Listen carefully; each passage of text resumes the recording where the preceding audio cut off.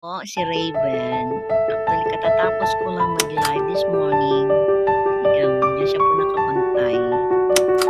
Yan, kanina nandun sa side ko. Yan.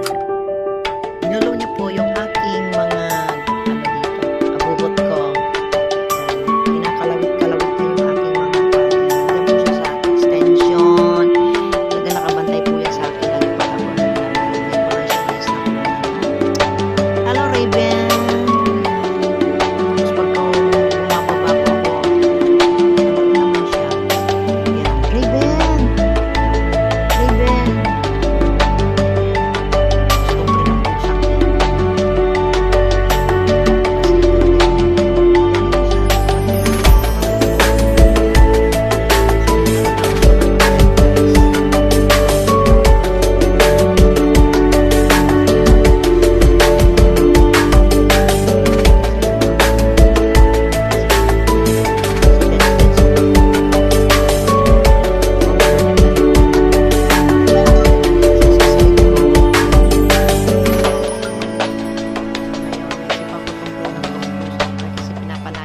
Pinalaw ko niya po yung gamit ko.